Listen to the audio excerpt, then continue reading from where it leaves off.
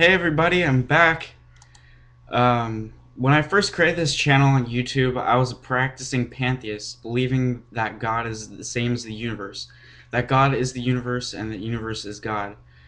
And I was intent on using this channel to spread the tenets of my belief system. However, as I began to watch more videos distributed by atheists on YouTube and began to do some more reading and thinking about the issue of religion for myself, I began to realize the problem with religion and the belief in God, the problem with religion and belief in God as a whole, no matter what your specific beliefs are. As a pantheist, I was confronted with a serious problem. I thought that my belief in pantheism or pandeism might be used as an excuse for saying that a God exists because it equates God with the universe. This would make the claim that a God exists altogether impossible to validate or disprove. Thus, it is a very unscientific claim. Extraordinary claims require extraordinary evidence. When it comes to the existence of a God of any kind, that extraordinary evidence is extraordinarily lacking. No scientist, nor indeed any rational person, would take the claim that a tiny humanoid being with magical powers called a leprechaun exists and guards a pot of gold at the end of every rainbow seriously, unless they saw substantial, credible evidence, and unless they lacked basic knowledge of optical physics. The burden of proof lies on the believer of these fairy tales. Just as there is no evidence for the existence of a God, there is no mystical force that pervades all of the universe, as I thought there might be. That cannot be explained by physics that would lead me to believe in the possibility of a God. Physicists are discovering new quantum particles and making new discoveries about the nature of the universe every so often, but it does not need to be assumed that a God exists in order to explain how they came about and how they work. That would be completely illogical. There are explanations for these particles and the characteristics of the universe. I soon realized, in relation to a belief in God, atheism is the only attitude that makes sense. Atheism is simply the lack of a belief in a God. Atheism makes no claims. It simply insists that the burden of proof lies on the believer of such superstitions. How can you claim that something exists if any evidence for the existence of such a being is sorely lacking? How can you claim that something exists if any evidence for the existence of such a being is sorely lacking? Sorry, I repeated myself. I was just being redundant there. Excuse my reference to the meme, but you might as well assert that the flying spaghetti monster created the universe and its mystical noodles pervade the entire cosmos. This quote from Waiting for Godot by Samuel Beckett illustrates the problem with such superstitious claims and the laughability of believers in such claims. Man 1 empties his boot, but nothing appears to fall out. Man 2, well? Man 1, nothing. Man 2, show me. Man 1, there's nothing to show. Similarly, an atheist would say that nobody created the universe. Theist, prove it.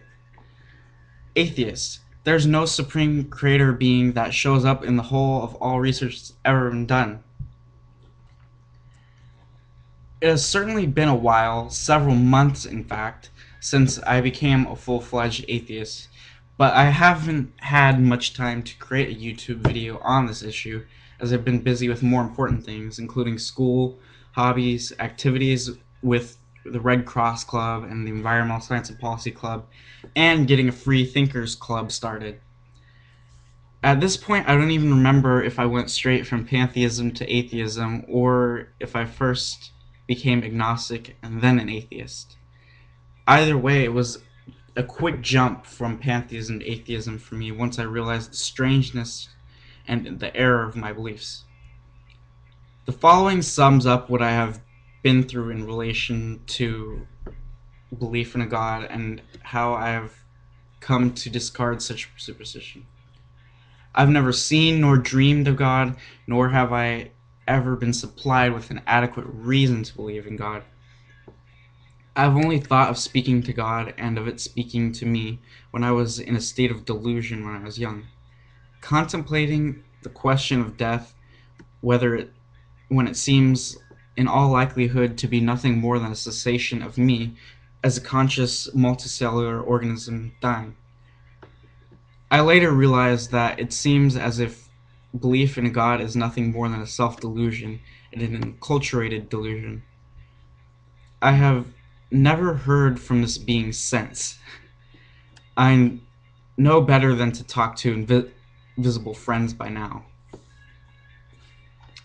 Finally, I just wanted to point out that while the religious or superstitious elements of my videos on pantheism may seem ridiculous to me now, I think the basic philosophical messages I espoused in those videos are still very much relevant and worth consideration. That is because while I held a belief that a God exists, it was not the same omnipotent, omniscient, omnibenevolent God that most theists tend to believe in. With the exception of parts 1, 4, 7, and 12, I sought mostly atheistic answers to life's questions, and I therefore think that some of these videos are of value to everyone, at least for consideration. That said, I think I have reached some better conclusions about some of life's biggest problems by considering them in conjunction with the philosophy course that I took last semester, and I will likely address those issues in a future video sometime. So I want to thank you all for listening, and I would like to leave you with some interesting quotes about religion from Nietzsche. A casual stroll through the lunatic asylum shows that faith does not prove anything. A subject for a great poet would be God's boredom after the seventh day of creation. After coming into contact with a religious man, I feel that I must always wash my hands. All credibility, all good conscience, all evidence of truth come only from the senses. All things are subject to interpretation. Whichever interpretation prevails at a given time is a function of power and truth, and not truth. Although most acute judges of the witches, and even the witches themselves, were convinced of the guilt of witchery, the guilt, nevertheless, was non-existent. It is thus with all guilt. Every church is a stone on the grave of a God-man. It does not want him to rise up again under any circumstances. Faith, not wanting to know what is true. I cannot believe in a God who wants to be praised all the time. In Christianity, neither morality nor religion come into contact with reality at any point. In heaven, all the interesting people are missing. Is man one of God's blunders, or is God one of man's blunders? Once spirit was God, then it became man, and now it is even becoming mob. The kingdom of heaven is a condition of the heart, not something that comes upon the earth or after death. The Christian resolution to find the world ugly and bad has made the world ugly and bad. The irrationality of a thing is no argument against its existence, rather a condition of it. There is not enough love and goodness in the world to permit giving any of it away to imaginary beings. Alright, peace guys. See you later.